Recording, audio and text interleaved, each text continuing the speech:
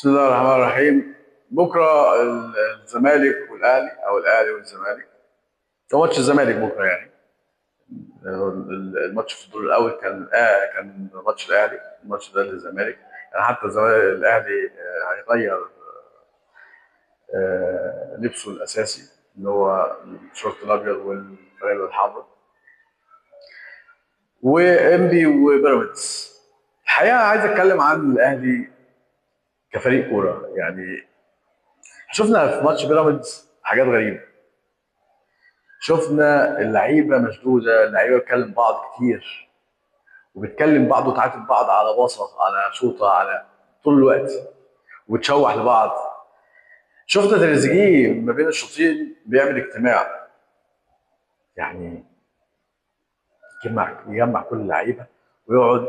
وحتى لما عمل الاجتماع والكاميرا جت على اللعيبه مفيش حد بيسمع، ده كله بيتكلم.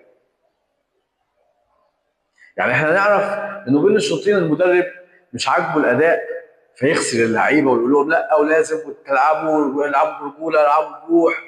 نفهم ده، لكن اللعيب يقرر انه يعمل ده، ده مش شايف المدرب. مش شايف المدرب، هو شايف المدرب ما عملش حاجه. طب حلو، هو قرر يعمل ده، عارف يعمل ده ككابتن فريق؟ لا. شفنا كوكا بيبرق، محمد شريف بيزعق، تريزيجيه بيمسكه ده بيبرق، قاعدين بيتخانقوا مع بعض بيشدوا مع بعض، مش بيعملوا اجتماع علشان يحمسوا بعض حتى. في لقطه ثانيه لعادل مصطفى. عادل مصطفى بيدي تعليمات، تروح واقف جنبه، وعادل مصطفى بيدي تعليمات لمروان عطيه وبيدي تعليمات لزيزو. انت هتقرب، انت هتعمل، طب ايه؟ طب ايه؟ الراجل الكبار اللي انتوا جايبينه الخواجه ده. لا. حلو، يعني انت بتدرب، انا بكاتش. حلو. طب زيزو هيكاتش وتريزيجيه هيكاتش وعادل مصطفى هيكاتش. يا راجل برضو من اللقطات الغريبه جدا، محمد طاهر راح يكلم المدرب بيقول له انا في حاجه شايفها في الملعب. بعد كده بعد اللقطه دي على طول لقينا محمد طاهر يتنقل من الشمال من اليمين من وينج يمين لوينج شمال. ايه ده بقى؟ يعني انت شايف انك انت تروح شويه الشمال ناحيه الشمال او المدرب وافق؟ يعني ما اعمل اللي انت شايفه، انت شايفه كبر دماغك، الماتش مش مهم. ده محمد طاهر بيكاتشن، بيكاتشن، عادي.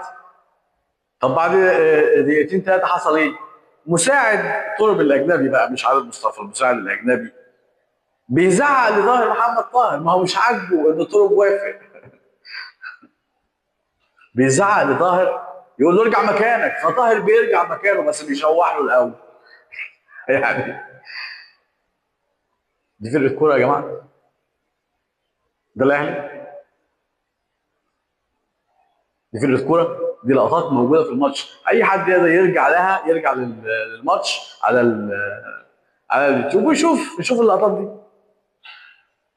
لقطات بتقول ان دي مش فرقه، وان طول الوقت الناس اللي موجوده في الفريق ده مش مقتنعه ببعض وعندهم مشاكل مع بعض، وكل واحد شايف نفسه عنده وجهه نظر المفروض تتعمل. ما تيجي نجرب، ما تيجي نجرب، لو لعبنا كده، لو لعبنا كده، لو مشينا الكوره كده، لو لعبنا طولي، لو حضرنا من تحت، ما تيجي نجرب. فرقه مفككه. طب ده جاي منين؟ كل حاجه لها اصل، كل حاجه لها اصل. ده مش نتيجه الماتش ده بس، ما احنا شايفين اداء الاهلي طول السنه. ده بدا من قبل شهر 11 وانتخابات الاهلي، لما ياسين منصور كان هينزل قصاد الخطيب، فالخطيب جابوا نائب، ولما جابوا نائب عايز يرضيه. ما هو الصراعات من فوق، الصراعات اللي فوق، التفكك اللي فوق في الاداره وصل لتحت اللي هو فين؟ لغايه فرقه الكوره، لغايه الملعب، لغايه ما محمد طاهر اللي بيقعد احتياطي اكتر ما بيلعب قرر ان هو ينقل نفسه من اليمين للشمال عادي بمزاجه. الصراعات في الاداره فوق عملت صراعات في الفريق، لان الصراعات في الاداره بتعمل قرارات، والقرارات بتؤدي لايه؟ بتؤدي لنتائج.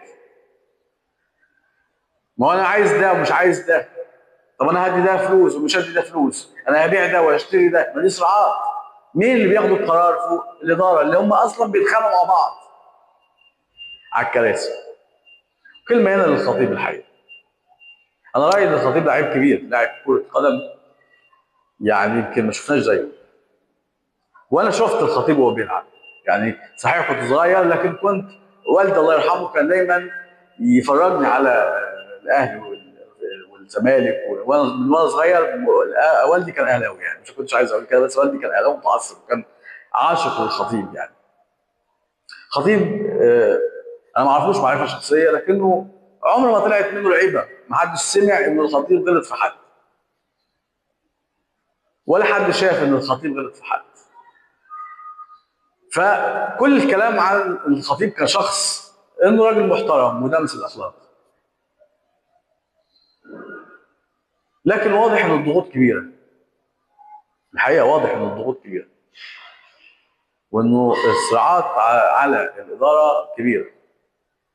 انا ما بقولش ان هو يتنحى جانبا، لا بالعكس، انا شايف انه واجبه تجاه النادي الاهلي ان هو يستمر، بس انت راجل لعيب كوره وراجل بتفهم في الشغلانه دي، ما تروحش بقى ورا الاستسهال ورا الاستعجال. انت ما حدش هيعرف يشيلك من مكانك، ما حدش هيعرف يشيلك من مكانك. ممكن اللي بينافسوك او بيحاولوا يخلوك يضغطوا عليك عشان تمشي، عشان هو اللي يمسك الاداره من خلال لجان السوشيال ميديا. يعني في حرب بتحصل، في حرب بتحصل وفي لها ادوات، والاعلام احد ادواتها على فكره يعني. لكن انت ممكن تنتصر على كل ده اذا رجعت لاصلك. اصل الموضوع ايه؟ طول الوقت الاهلي بيديروا لعيبه كوره. حسن حمدي قبل الخطيب، حتى في الفتره الوحيده اللي كان ما فيهاش لعيب كوره هو اللي بيدير، محمود طاهر تقريبا قعد 4 سنين. الجمهور ما كانش مبسوط وما كانش راضي. طول الوقت معروف انه اللي بيدير النادي الاهلي لعيب كوره، ولاعيب كوره كبير زي الخطيب ده طبيعي ان هو يدير النادي الاهلي. عايزين نشوف ده بقى في احياء قطاع الناشئين. انت كده كده السنه خلصت، اسبوعين الموضوع خلص، ما رايي انه يمكن اسبوع الموضوع يخلص يعني. قطاع ناشئينك، قطاع ناشئينك يا بيبو، ما عندكش حل تاني. انسى بقى الصفقات والفلوس والسمسره والصراعات دي كلها، انساها. انت قاعد 3 سنين. قطاع ناشئين طلع لنا لعيبه من تحت. روح احضر الاختبارات بتاعت النادي الاهلي وبص بعينيك، هيتحسب لك وانت بتفهم في الشغلانه. طلع لعيبه يا بيبو، ما تستسهلش وتشتري عشان الجمهور يسقف. انت ممكن تطلع لعيب النهارده عنده 15 سنه ولا عنده 14 سنه، بعد 10 سنين الجمهور يسقف لك وانت مش موجود، يقول لك ده محمود الخطيب اللي طلعه. دي تجربه محمود الخطيب. اتمنى انه يحصل كده، لان هو ده الحل. الماتش بكره صعب على الفرقتين، الزمالك والاهلي. الاهلي حاله صعب، والاهلي بدون مدرب، والاهلي بدون سيستم، والاهلي فريق عشوائي، دي الحقيقه. لكن الزمالك عنده هيستوري، عنده تاريخ. هو طول الوقت بيجي قدام الاهلي وبيتبرجل، والدور الاول اكبر شاهد لسه من كام شهر. الزمالك هو اللي فوق الاهلي. الاهلي كان مستواه صعب جدا في الدور الاول، وكان في ضغط، وكان الجمهور مش عاجبه الاداء، وكان في هجوم على الاداره وعلى اللاعبين في الدور الاول. جه حسين الشحات في ثلث ساعه خلص الموضوع وفاق الاهلي شويه مؤقتا، وبعد كده طبعا الامور ترجع لاصولها لان الاخطاء ما اتحلتش. فهل الزمالك يعمل كده تاني؟ اتصور انه هيبقى صعب، هيبقى صعب على جمهور الزمالك، لان انت ما عندكش مبرر دلوقتي. الضغوط على الاهلي، الضغوط على لعيبه الاهلي، انت ما عندكش ضغوط. فانت لازم تشتغل، لازم تنجح، وانت على بعد خطوه من البطوله. تغلب الاهلي خدت بطوله الدوري.